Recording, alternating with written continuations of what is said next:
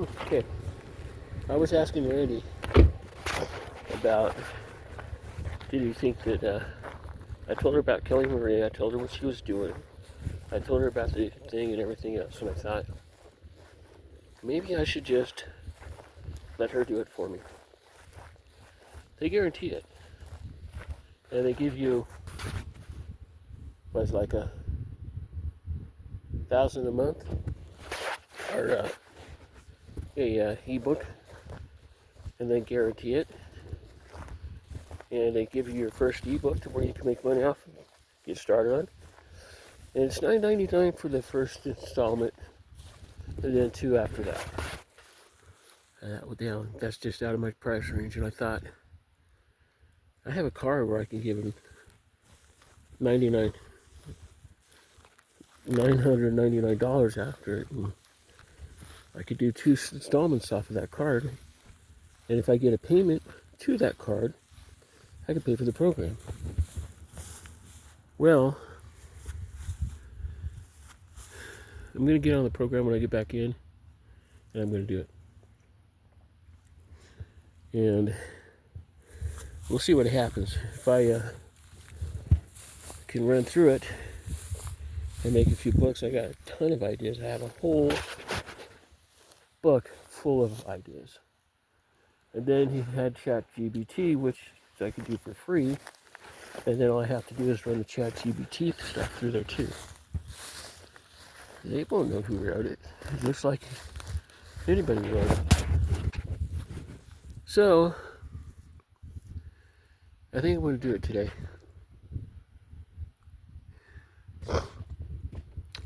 And I think that's going to give me an ebook income. If I could get 20 books a month through, which I could probably do in a couple of weeks, I could probably run into a several $1,000 income. And everybody's always talking about how do you rank on a I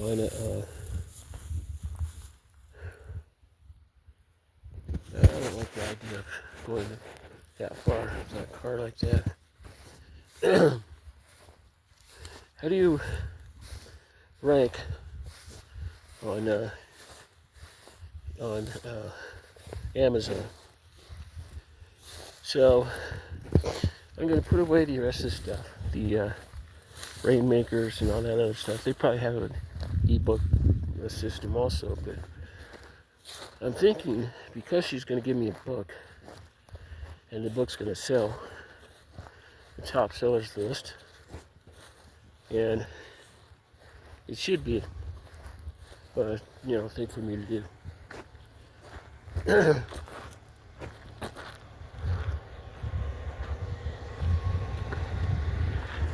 Randy said, "It's up to you." He didn't care.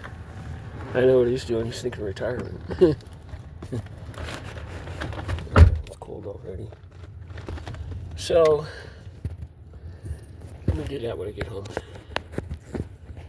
When Rudy goes to bed, I can get back on the Killing Rudy program. I'm going to run it through.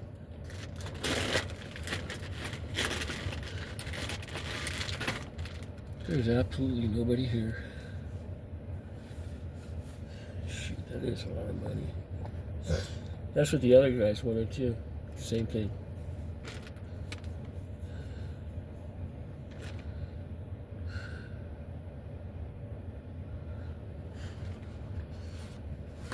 That was an awful lot of money. Put that one $999 for the master class, and haven't done anything with it because I haven't been able to figure out how to put anything on the thing. The phone calls that I was supposed to get, I missed. By 9 minutes, they never called me back. And the other program. So I kind of bounced out of it. I didn't ask for a refund. Yeah, I didn't do anything with it.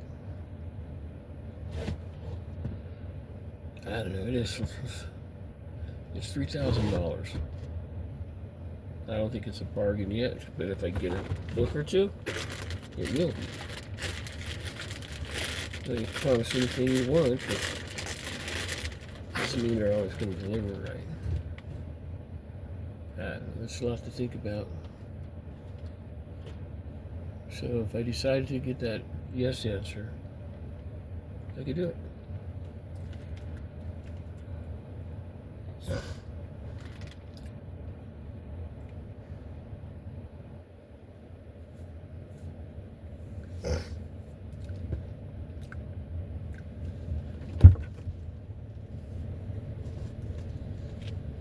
I don't know if this is the right answer for me.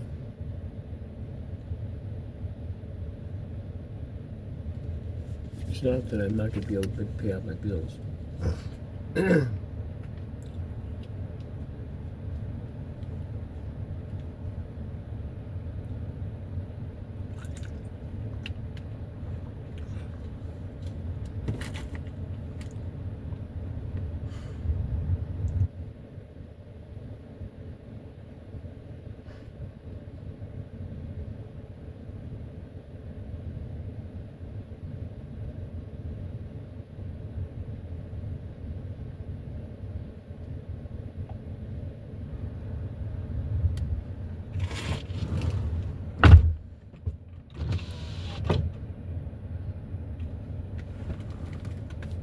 Yeah, that's a really great question. So I actually spend a lot of my time focusing on the interaction with new clients. So really quite a bit of time on Instagram because that's where we've gotten most of our clients from. So making new reels and things like that, and reaching out and making sure that they can reach out to us.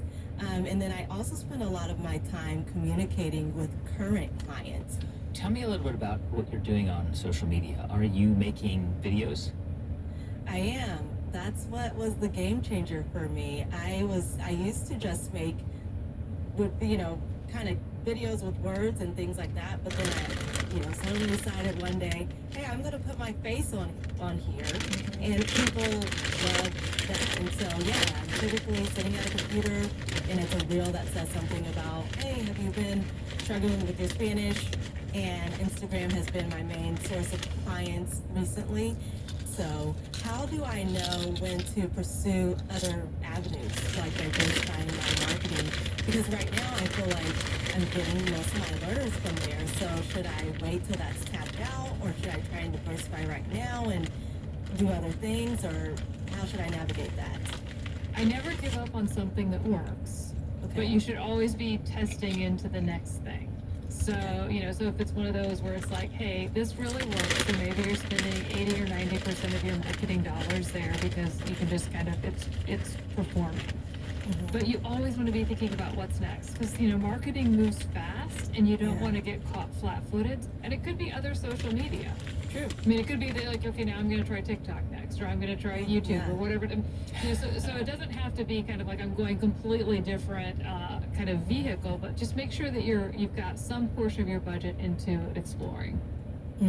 Yeah, having a little fun exploratory budget. Exactly. Love it.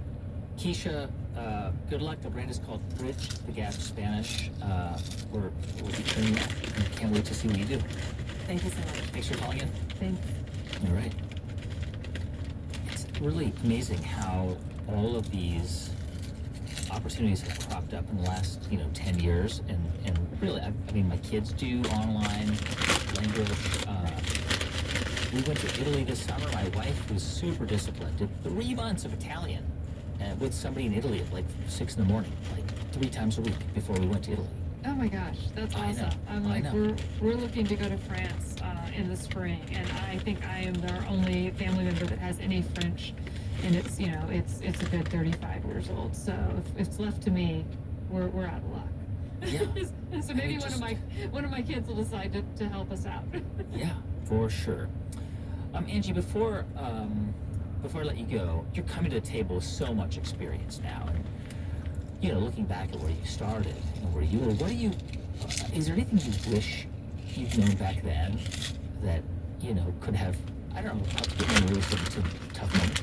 Yeah, I mean, I think part of it is just being open to learning new things. I think we stress too much about things. Most of the things we worry about come to pass. Yeah. And I think especially as a young person, I'm like, are there things I wish I knew more of? I'm like, if I would have known more about business, I might have bailed, right? Because I was like, I knew what I was doing. There was a bit of ignorance is bliss, but I think, not taking things too seriously sometimes. I tell the team a lot, and I have for years. I'm like, we're not running the ER. No one's dying here, so let's not make these decisions so heavy. Let's not stress so much, because we need to kind of make our decisions and move on, and kind of learn from them. Yeah. Angie Hicks, co-founder of Angie, thank you so much for coming on the Advice Line. Thanks, Guy. It was great to reconnect. And if you guys haven't heard Angie's original How I Built This episode, you've got to go back and check it out. You can find a link to it in the podcast description. And here is one of my favorite moments from that interview. People started calling you, and you are the only person manning the phones? I literally, in like 100 square foot office space, we didn't have a phone system, we had a phone. And so when we needed a second line, we got a second phone. So I do remember times when I'd be like sitting on the floor in the office, literally like toggling between two physical phones with no hold button. And by the way, if you're working on a business and need advice, give us a call at 1-800-433-1298. That's 1-800-433-1298. Send us a 1-minute message that tells us about your business and the issues or questions you'd like help with, and make sure to tell us how to reach you. This episode was produced by Chris Massini with music composed by Ramtin Arab Louie. It was edited by John Isabella. This hour of Planet Money and How I Built This was produced by JC Howard. I'm Guy Raz, and you've been listening to How I Built This. Support for NPR comes from the station and from Progressive, with small business insurance for protecting a variety of business types with multiple coverage options designed to fit business owners' needs. More about small business insurance is at progressivecommercial.com. From Indeed, designed to be an end-to-end hiring solution for businesses of all sizes to attract, interview, and hire candidates, all from one platform. Learn more at Indeed.com/NPR. And from listeners like you who donate to this NPR station. This is CPR News, 89.5 FM KPRN Grand Junction, 88.3 FM KPRH Montrose, 88.3 FM KPYR Craig, and at CPR.org.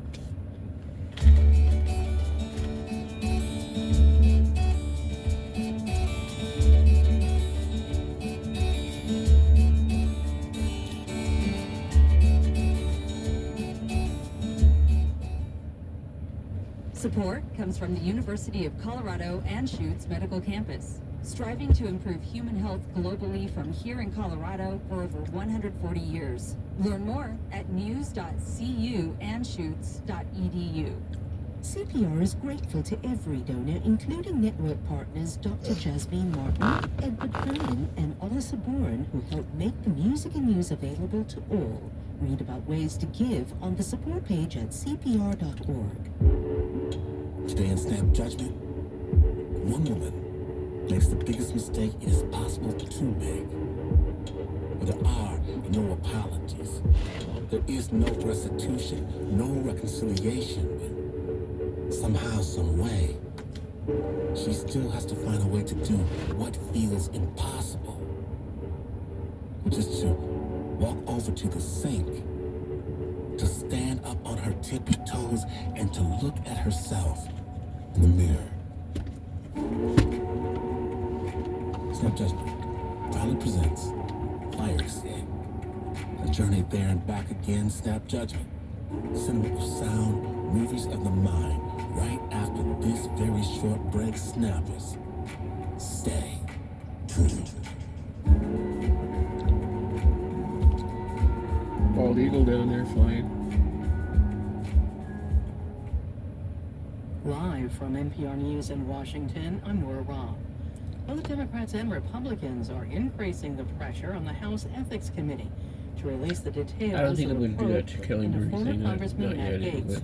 anyway. NPR's Windsor It's like a Johnston last-ditch reports the Florida Republican was under investigation on allegations of sex trafficking and drug use. Senator John Cornyn, a Republican of Texas, says the Senate should gain access to all relevant information by whatever means necessary. But Republican Congressman Tom Emmer of Minnesota says he doesn't believe anything substantial would be revealed. When it comes to the Ethics Committee, that is a committee that is nonpartisan. It has the same number of Republicans and Democrats on it. They will make that decision, and it doesn't matter what the Speaker says or what I say. Speaker Mike Johnson says he'll strongly request that the House Ethics Committee withhold its report. Gates resigned from Congress this week after President-elect Donald Trump nominated him to serve as the nation's next Attorney General. Windsor Johnston, NPR News, Washington. Ukrainian President Volodymyr Zelensky is laying out his vision for negotiations between Ukraine and Russia once Trump takes office. NPR's Hannah Pelmarenko reports. In an interview with the Ukrainian public broadcaster, Volodymyr Zelensky said he believes the war will end faster under the administration of President-elect Donald Trump, citing unspecified policies. And Zelensky added, the war should end through diplomatic means. Zelensky said Saturday he and Trump had a constructive interaction in September, and the Ukrainian side had the opportunity to present its position on the vision of peace. A just peace is important for us, so that there is no feeling that we have lost the best for the sake of injustice that was imposed on us, Zelensky said. Hannah Pelmarenko, NPR News, Kyiv. The annual United Nations climate meeting called COP29 is now at the halfway point in Baku, Azerbaijan. Representatives from around the world are discussing how best to reduce global warming. Countries had agreed on goals in Paris almost 10 years ago. NPR's Jeff Brady reports it's not likely they'll meet the target. The Paris goal is to limit warming to 1.5 degrees Celsius, that's 2.7 Fahrenheit, over pre-industrial temperatures. And scientists tell us that's what's needed to avoid some really bad climate effects. We're already experiencing some of them, more severe storms, flooding, extreme heat. Wealthy countries agreed to cut greenhouse gases first, but the world is not on track to meet that Paris Agreement goal and will likely push past that goal. NPR's Jeff Brady. At this halfway point, climate change activists are demonstrating, demanding more be done to fight climate change. This is NPR News. Climate change is expected to come up in Peru shortly, where President Biden is meeting with Chinese leader Xi Jinping on the sidelines of a global summit. The two leaders are also expected to discuss trade issues. In the UK, a Yorkshire village has been overrun by bird watchers after a rare American songbird was spotted there. Vicki Barker reports from London. The song of the scarlet tanager, normally heard only in the deciduous eastern forests of North America or in its winter grounds of lowland South America. So when a scarlet tanager was spotted in West Yorkshire, it didn't take long for hundreds of bird watchers, or twitchers as they're called in Britain, to converge on an unremarkable suburban street in the town of Shelf. While some locals are complaining about the resulting disruption to daily life, others say they're excited to see their village put on the map and made a footnote to history, with what's believed to be the first such sighting in the UK in 10 years, and only the 8th in recorded history. For NPR News, I'm Vicki Barker in London. McDonald's says it will spend $100 million to persuade customers to buy its hamburgers again after a multi-state E. coli outbreak. More than 100 people fell ill between September 12th and October 21st. You laughing at the puppy over the McDonald's? U.S. Centers for Disease Control and Prevention. You laughing at the puppy over McDonald's? $100 million for them to go back I'm Nora with their food back. NPR News in Washington. Did you get to pet it? Support for NPR comes from NPR stations. Other contributors include Luminescence Foundation, Did you love dedicated to shedding light on neurological research focused on Alzheimer's and Parkinson's diseases, and supporting land conservation initiatives, and the listeners who support this NPR Dogs station. have cooties. Support for Snap Judgment comes from Story. No, but the owner might. Each week, Storyworth emails from loved ones questions about their life after a year. They'll publish family memories. Yeah, you can't turn a dog loose like that and expect people not to pet it. Storyworth.com. I thought he was out there playing with. I thought you were loving up on it or something. That's why it was barking. No. Snapshot from Progressive gives a personalized rate based on actual driving I'm in my own habits. little More world. at progressive.com or 1-800-PROGRESSIVE. Snapchat is not available in California or from all agents.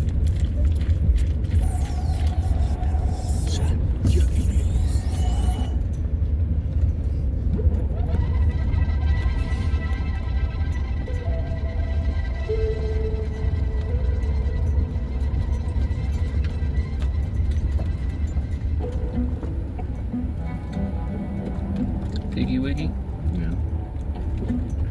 Snap Nation, I am so humbled and thrilled because what you are about to hear is a project years in the making.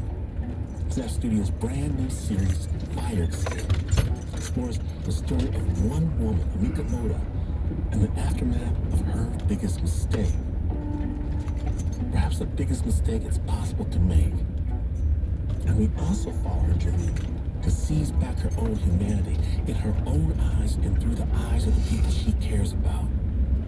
Made in partnership with Wondery, Snap producer Anna Sussman leads us through this new 10-part series into the world of incarcerated female firefighters. And her real-life story includes mentions of a car crash and the aftermath. This is Fire Escape, Episode 1, The Crash.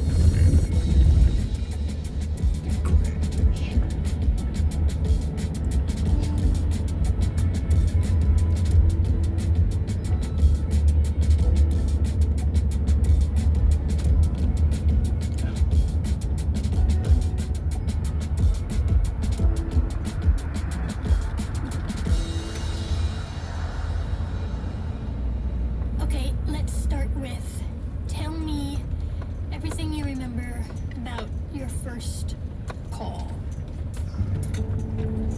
It was fall during the really foggy season, and so the fog was really, really heavy. And so, in the fire engine on the way to the call, we could hardly see. The fog was so thick. And we had heard that